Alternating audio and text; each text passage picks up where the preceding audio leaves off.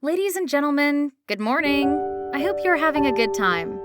I hope you like this story, which was told by a Black person during the era of racial segregation in one of the most important cities in the United States, as is the case of the city of Baltimore in Maryland. In this love story, we must talk about William, a Black man who is in love with Emily, a white woman, at a time when this type of interracial relationship was prohibited, mostly in the southern states. Why are Black men forbidden to love white women? If you want to know the answer, please listen to my story of a forbidden love. With nothing more to say, let's talk about chapter number 2 of this series. My name is William James, a Black man born in Atlanta, Georgia in 1905 during the time of racial segregation in the United States, in which the Jim Crow laws were part of the rules of behavior, which applied to him Blacks in some of the southern states of the United States. But a Black man was also prohibited from having any kind of legal marital relationship with a white woman. As you can see, I will simply tell you a little about my story. Sometimes I wonder if all people, regardless of racial type or skin color, have the right to choose the partner that their heart chooses at a certain moment. It is a question that my heart asks, in which my mind has no answer. And more so when we live in a society controlled by whites, as is the American society, in the era of racial segregation in which whites live under the slogan, equal but separate. Many times talking to myself, faced with the frustration of a Black man who is denied the possibility of having self-determination as to where to live, how to live, and whom to love, is dehumanizing before God. When a Black man is forbidden to be with a white man if she wishes, it is the worst thing that can happen to that Black man. Many will say that those prohibitions to which Blacks are subject are the product of racial segregation, institutionalized racism, the enormous influence that white supremacy has in American society. Others will say that they are the norms of conduct known as the laws of Jim Crow, but I think it's something more than that. From my point of view, all those laws, norms of conduct, and social prohibitions were created to justify that a human group dehumanize another human group for having a different skin color. Behavior which tells you how much we must learn as human beings. Some friends tell me that it is dangerous to challenge the white power who control all the institutions of the federal state, but also state, when you are a Black man and love a white woman, this challenge falls into that category. Whites want to maintain the purity of the race. Opposing any marital union between a Black man and a white woman is something they do all the time. Perhaps that is why many assure me, out of fear for my life, that my love for Emily is simply an illusion of a Black man who does not want to accept his reality. A wish which is not worth pursuing. Is it worth losing your life for an illusory and forbidden love?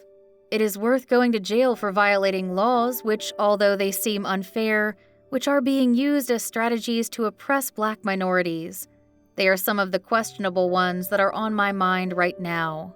Perhaps that is the reason why I write poetry to a woman who will never read it, but also, if she were a teenager feeding in my mind all the fantasies in which Emily is the center of attention. But what can I do? In a society that prohibits a race man can feel love for a white woman. Some coworkers and family members tell me that I have to put myself in my place and accept that this woman, like Emily, will never be for me. But I refuse to accept that reality. A trusted white friend told me that what I feel for her was not love, it was something else. William, tell me, Charles, maybe I am wrong, but you are infatuated by the beauty of that white woman, as it could also be an illusion born of your need to be accepted as equal in a society which considers whites superior to Blacks. Maybe Charles, a white friend of mine, is right, but how do I say that to my heart? The next day, the same routine as always. A Black man has to sit in the back seat of the bus, and Emily sits in the front seat reserved for whites. During the journey, I always have the same daily dreams, typical of teenagers. But I am not an adolescent. I am a Black man in his late 30s who is in love with a woman he cannot have.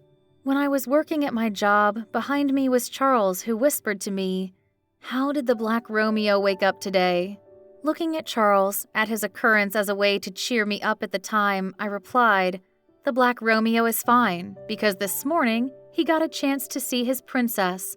For some reason, Charles and I laughed at what I was saying. Moment before leaving work to take the bus, Charles, he called my name out loud to get my attention.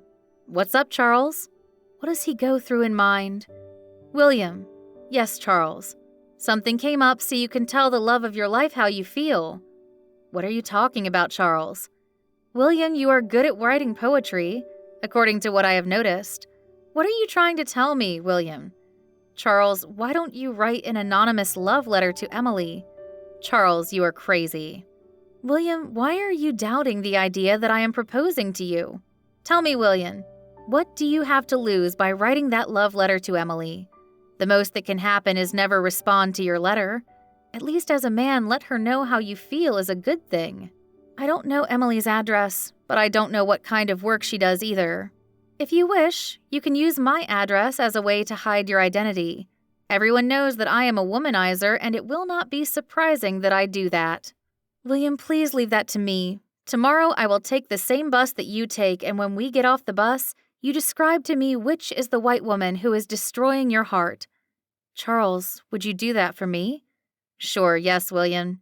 In the next few days, I will try to find out everything you need to know about Emily. Your job, William, from now on is to start writing that love letter to a woman who doesn't know that she has a secret crush." For some reason, the idea of Charles produced a certain joy in me, but also the hope that everything is possible. Several days later, William was working at his job. Suddenly, Charles appeared with a satisfied expression, who, looking at William, said to him, "I got all the information you asked for about Emily, the white woman you gave me when I took the bus with you. William, I have good news for you about the love of your life." William, looking at Charles, smiled at the good news he was telling him. "William, I spoke with several friends who know Emily, and I have to tell you that she is a single woman. She has a good reputation, she is friendly, she is quite a lady, who lives with a younger sister and her mother. She lives in a town near Baltimore called Rosedale, which is why she takes the bus. Emily works in a bakery several blocks from the bus stop. A friend of hers gave me Emily's address in Rosedale and showed me where she works." "William." "Yes, Charles." "When you have the love letter ready, give it to me and I will gladly take it to the local post office near where I live. You know the problems that Black people have when it comes to receiving or sending any type of correspondence in the post office, where all the workers are white." "Thank you very much, Charles. I don't know what I would have done if it weren't for you." "Charles, that's what friends are for. Tonight I will write the letter, and tomorrow you take it to the post office." You could see on William's face the enormous happiness he felt at that moment. The moment after the bus pulled up at the bus stop, Emily walks several blocks to get home with a tired look of her own when she spends a long day at work.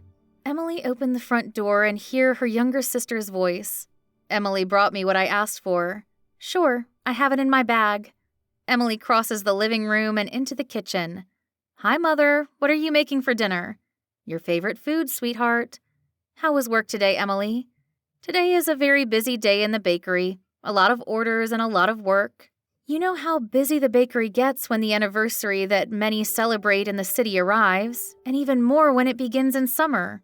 Time in which there are many children in the streets who eat the sweet rolls and the cakes that we sell in the bakery.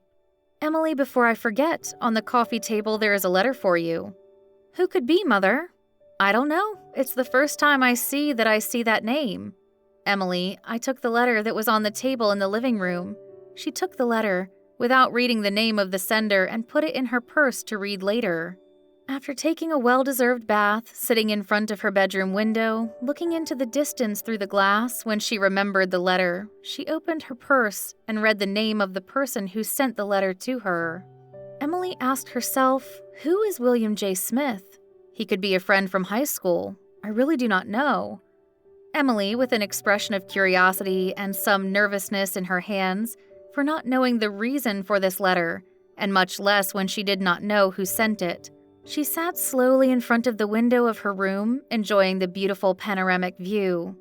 Emily, a white woman, began to read the letter which was sent by William James, a black man who was secretly in love with her. Good morning, young lady. My name is William James. Emily, thank you for reading this letter. I am sure it was strange to receive a correspondence from a man whose name you do not know, which can damage the good reputation of a woman like you. I am a man who admires you deeply, and that is not my intention. Emily, if this letter caused you any kind of concern when you received it, I apologize for it. It was not my intention to create in you any unnecessary situation regarding the content of this letter. Emily, I must explain to you the reason for this letter, and you may understand me. For months I have been thinking of someone, a special woman who I have great respect and admiration for, an extremely beautiful, intelligent woman with a pleasant personality, a woman that all men would be happy to have by their side. That beautiful woman, without her wanting it, has been the center of my attention. Emily, many times I have tried to talk to that woman, but in my particular case, just imagining that woman's rejection stops me from wanting to let her know what she makes me feel every time I see her, hear her, and I think about her. Some people say that what I want, dream, and feel could be just an obsession on my part, but in my case, my heart is the one that controls how I feel. Emily, I want you to know that every time I listen to a romantic song, I see couples in love smiling, dancing, talking, and having a good time. I think of that woman. Many times I ask myself, when will that day be that dreams of a man like me will be possible, that love can be reciprocated, that this woman feel for me the same as I feel for her? But only she knows that answer. Emily, many people tell me that dreams are fulfilled in those who really want it. Perhaps that is one of the reasons why I am writing you this letter. Do not let the wishes of someone unknown to you influence what your dreams are and what you want from life as a woman. Emily, it is possible that at this moment you are asking yourself, why am I telling you this story? Emily, that woman I am talking about in this letter is you.